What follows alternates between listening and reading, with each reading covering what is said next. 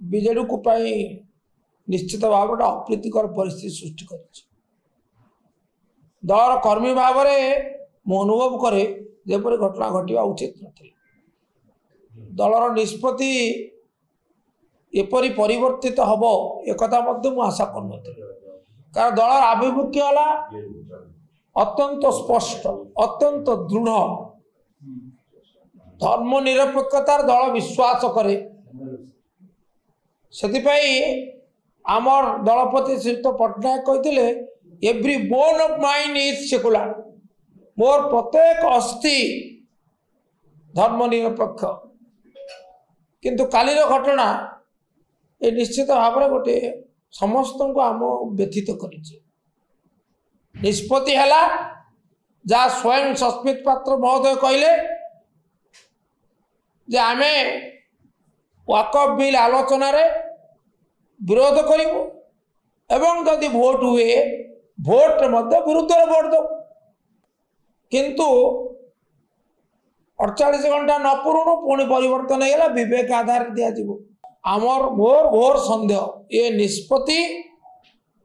तांकर व्यक्तिगत निष्पत्ति दलर निष्पत्ति नथिला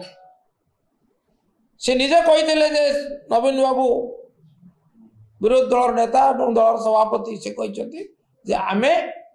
वाकफ बिल विरुद्ध रे तापर तो से कही ना जे आपण देखिले तांकर प्रतिक्रिया रु तांकर बाइट रु तांकर ए जो कमेंट रु एक्स रे जे को नवीन बाबू विवेक आधार वोट देवा कहले तेणु जना पड़े निष्पत्ति सी आपणा चाहे नहीं स्वाधीन भाव जहाँ दलीय श्रृंखलार अवमानना विरुद्धाचरण करे जहाँ दल को वर्तमान गोटे बड़ समस्यार सम्मुखीन कर सुतरां सी ही कैफत देवा बाध्य सी ही उत्तरदायी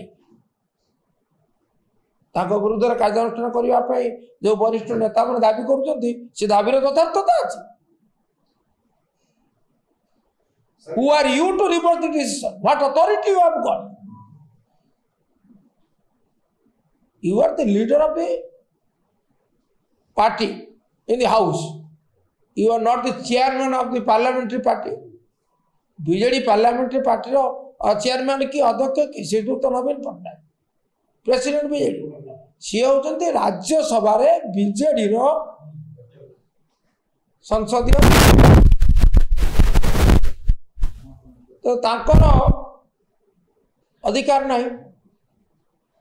अधिकार बहिर्भूत कार्य भूल कर दल अड़ुआ परिस्थिति सृष्टि कर केवल चर्चा प्रत्येक कर्मी वर्तमान भांगी पड़ी मु व्यतीत ये निष्पत्ति आदौ ग्रहणीय नथिला नुहे किंतु संसदर जहाँ घटिला ये संपूर्ण भाव में सस्मित पात्र दायी मुझे नम्रतार सहित कह सी क्षमा प्रार्थना करंतु दोष स्वीकार करंतु मोर विश्वास दल आपको सहजरे ग्रहण करिवो नाही दल ए गंभीर गोटे पक्षर व्यक्ति आ गोटे पक्षर दलर आभिमुख्य दलर निष्पत्ति किए बड़ दल बड़ ना व्यक्ति बड़ बीजेडी बड़ ना पार्लियामेंट सदस्य बड़ बीजेडी स्वार्थ विरुद्ध रे एकतरफा भाव बिना अधिकार रे काम करिसेंती सभापति अवगत आम कर अनेक वरिष्ठ नेता मु तो नवागत किंतु बहुत वरिष्ठ नेता साक्षात करी अति प्रांजल भाव अवगत कर दाबी कर कार्यानुष्ठान सभापति धैर्यर सहित शुणी मोर विश्वास से निश्चित आवश्यक पदक्षेप नेबे।